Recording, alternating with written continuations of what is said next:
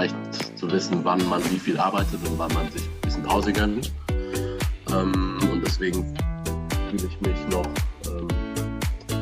nicht super fit. Aber ich freue mich auch auf den Call. Thank you. And then we have Niklas. Yes, guten Morgen. Super cool. Ich freue mich mega drauf. Bin da immer total begeistert bei solchen External oder so Leuten wie dir, die uns was zeigen. Fühle mich soweit auch gut. Bin auch oder war ein bisschen krank, ist aber jetzt auch schon wieder fast weg, würde ich mal sagen. Bin wieder fast bei 100%. Ansonsten hält mich nichts zurück.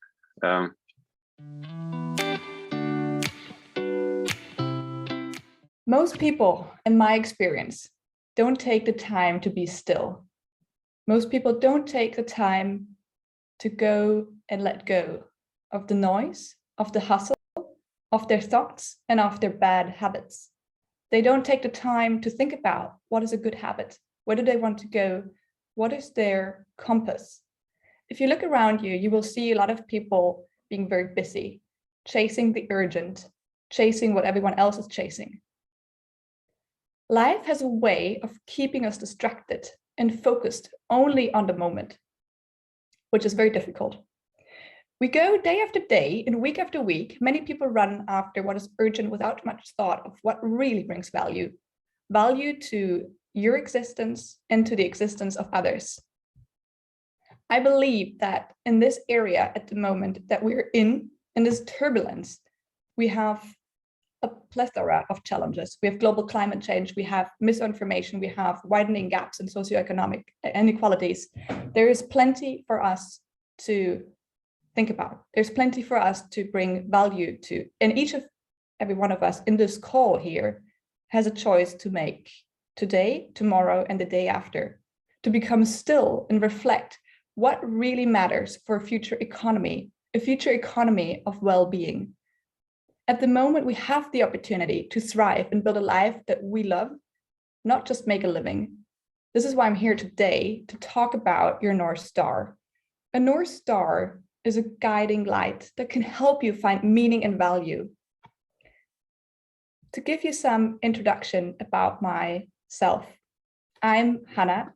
I'm the founder of Brainfruits, a NGO that fosters change makers. I'm here on this planet to pursue an economy of inclusive well-being. Professionally, I work in financial crime.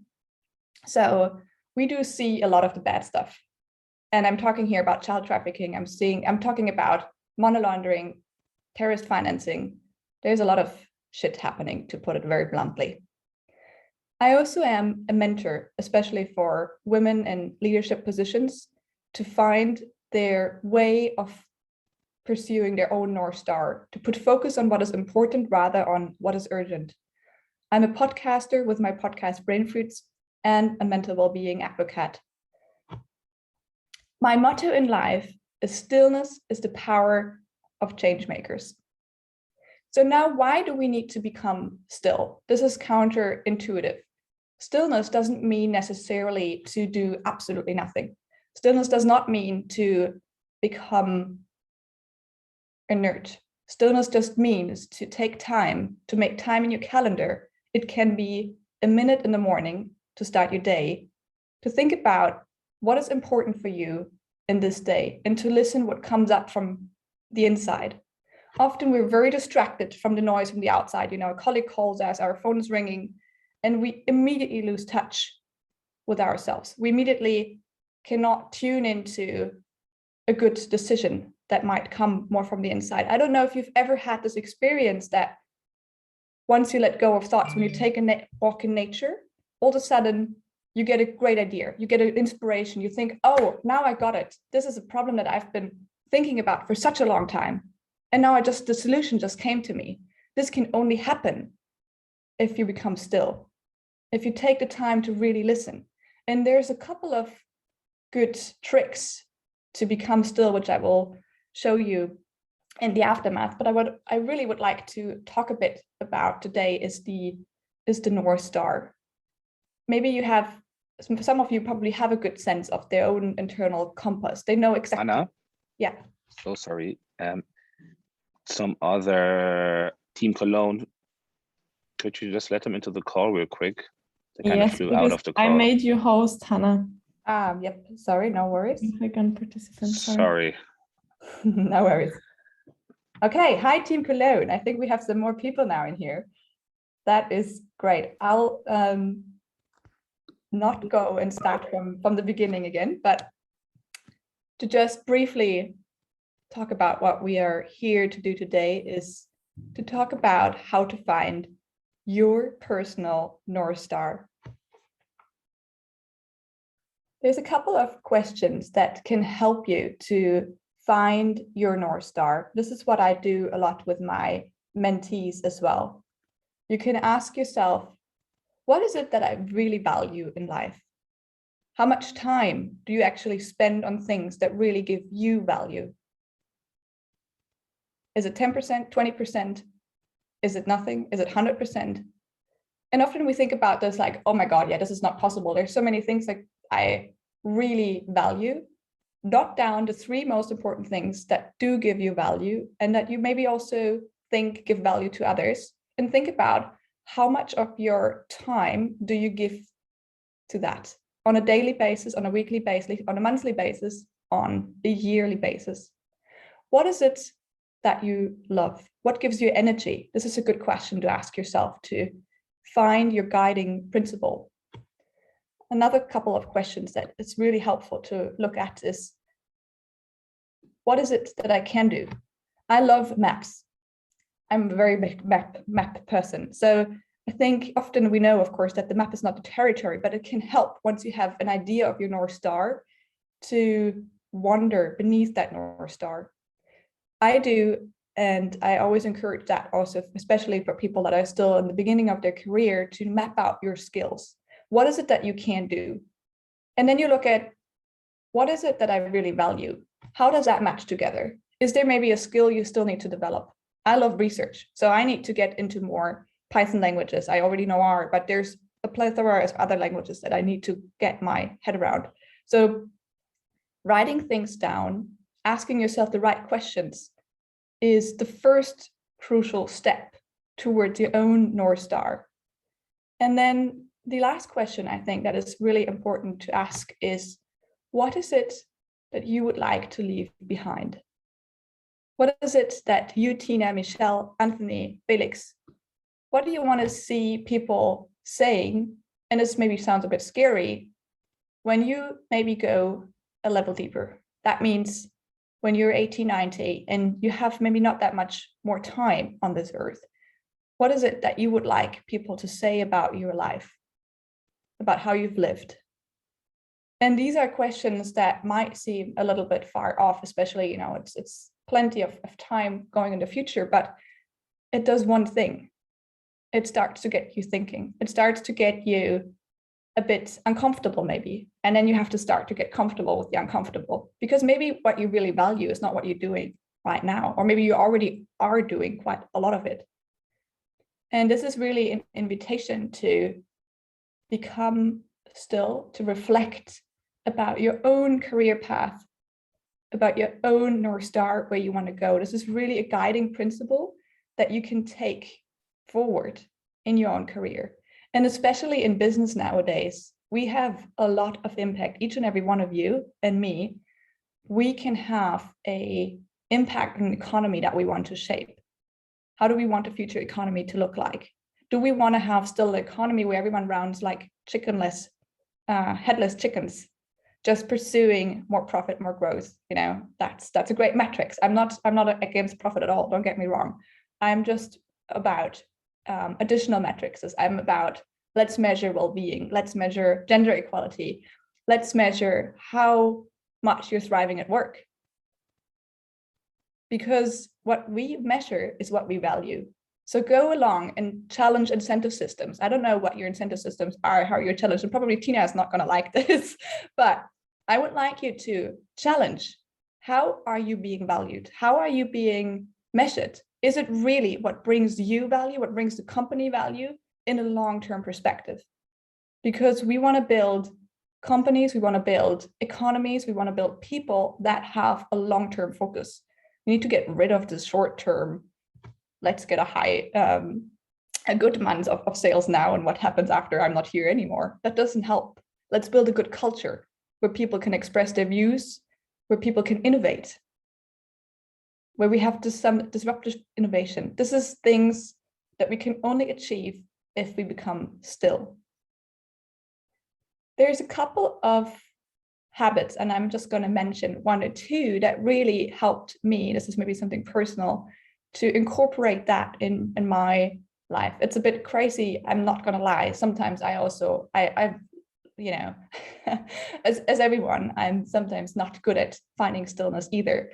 But I put stillness in my calendar, and every one of my colleagues can see it. I put in, this is the time where I'm meditating. I put in 15 minutes after lunch where I just sit and I don't do anything. And my colleagues can see it. But there's a couple of other small things that really help. Is, first of all, how you start your day is how your day goes. I start my day with meditation, a short reflection, an intention for the day, and a little bit of sport. That means I have to get up quite early. So my alarm goes off at 6. That also means I need 8 hours of sleep. So I need to go to bed by 10, which doesn't always happen, but I try to make it a habit to do that. And that also means how I start my day goes, how I end my day, my next day goes. So I end my day with thinking about, what have I done today? What went well? What maybe could I improve? And I try to be nice with myself. We need to get rid of this, oh, I'm here, this is my status, I want to go here, and this gap really, really hurts. This gap is a growth opportunity. A growth opportunity, so the larger the gap, the more embrace it. The larger the gap, say, this is great. This is an amazing opportunity for me to grow. So it is really about starting with one day, making some small changes in one day, and then one day becomes a week, becomes a month, becomes a year, becomes a life. And this is how simple, basically, this is. And it is still the hardest thing to do. Many people cannot do it. Many people fall in the urgency trap all the time. This is all from my presentation today on the North Star. Please make sure to reach out and provide any feedback, any thoughts that you have. I'm always happy to talk about this topic because it's really close to my heart. You can find me under brain-fruits.net or just connect on LinkedIn. I'll be with FinTech very, very soon, so also very busy, but I'm always happy to hear any thoughts and reflections from my mentees and also from these webinars. Thank you so much.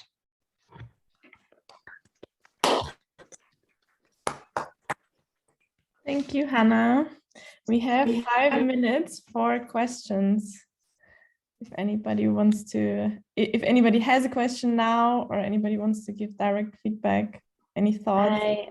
Yes, I would directly jump in. So I don't have any question, but I feel very much motivated and inspired by you. It was an amazing talk with you. And yeah, just thank you for being here and sharing everything with us. It was amazing. I was really focused on what you were doing and speaking. I didn't work at all. So mostly I don't know, get and work, and it was amazing. Thank you for this.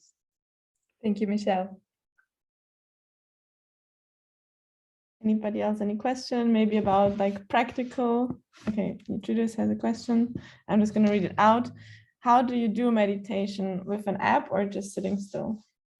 This is a very tricky one. To be honest, for me to get into meditation took me approximately 5 months.